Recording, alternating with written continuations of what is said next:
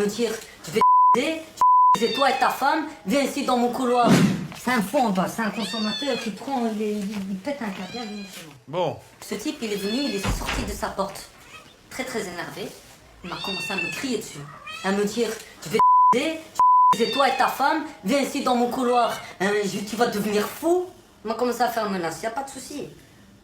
On a fait un frontal, lui et moi, et je lui ai dit, tu sais quoi, je vais appeler la police, je suis remonté, je vous ai appelé. Et là, vous êtes rentré chez lui et ça pue. On n'est pas rentré chez lui, non. On ne nous a pas invités, non. Ma femme, elle est là, elle dort ici, tout le monde va bien. Je suis chez moi, monsieur. Et si je m'énerve dehors, c'est où les gens vont me voir comme un fou. Et si je m'énerve ici, les gens ils me voient comme un fou. Alors où je peux me défouler aussi. Est-ce que vous avez tendance à vous énerver au téléphone? Je sais pas, aujourd'hui, peut-être que vous avez une dispute avec quelqu'un. Je pense qu'ici, les murs sont pas très épais, on vous entend peut-être. Effectivement, si vous criez fort, vous avez besoin de vous défouler et que vous défoulez ici, si les gens entendent ça à longueur de temps, ils se posent des questions. Alors, certes, ici, monsieur, je pense qu'il a accumulé un peu ces derniers temps le fait d'entendre beaucoup de bruit. Et il n'est jamais venu vous trouver et aujourd'hui, il s'est énervé, certes. Mais pourquoi il me menace? Pourquoi il me menace? Pourquoi il fait tout ça? Moi, je suis arrivée tranquille, je l'ai parlé tranquillement. C'est à lui qu'il faut savoir pourquoi il a fait tout ça, monsieur. Lui, c'est un bébé pour moi. C'est un bébé. Un bébé. Ici, déjà, alors ici, lui, il croit me faire peur à moi. Monsieur, vous savez, je surveille votre langage, s'il vous plaît, quand vous parlez. Excusez-moi, madame. Pardon, c'est vraiment... Parce qu'effectivement, si vous avez tendance à parler tout le temps comme ça, à vous énerver, je comprends pourquoi les gens n'ont pas envie de venir vous trouver et pourquoi les tensions montent assez vite. Non, moi, je viens les trouver et eux, ils me disent pas ce qu'il me dit, lui. Mais enfin, vous vous rendez compte que là, le langage que vous avez ici, c'est... Ben, je suis honnête devant vous, monsieur, mais lui, il est Ouais, mais c'est pas ça la vie, hein, monsieur. Non, je sais, monsieur, mais lui me menace. Et moi, je dois faire quoi, monsieur? Le western, on n'est plus au Far West, hein. Je sais, ouais. je sais. Ben, il vous menace, monsieur, vous appelez la police, c'est comme ça, c'est pas des règlements de compte.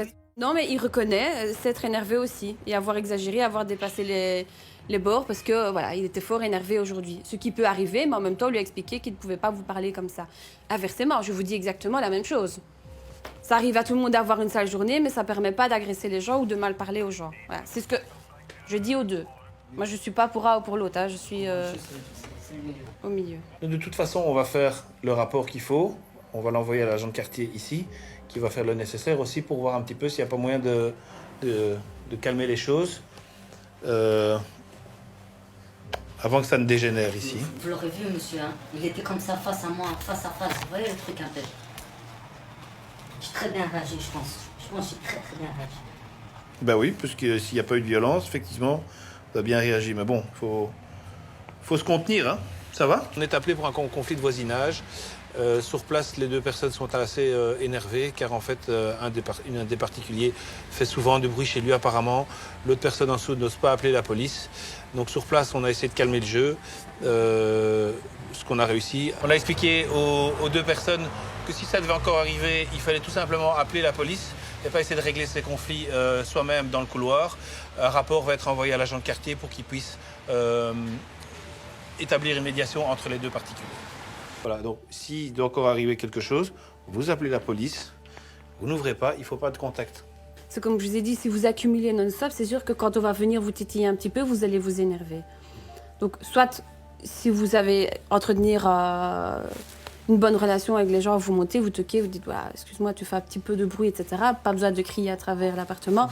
Si vous voyez qu'effectivement votre voisin ne coopère pas à ce que vous dites et vous rejette facilement, alors là, à ce moment-là, oui, vous faites appel à la police. Parce que sinon, pour finir, voilà, ça va finir en coups et blessures et ça va finir sur d'autres sujets. Donc, il n'y a pas eu, hein? Non, il n'y a pas eu, mais il y aurait pu y avoir. Ouais,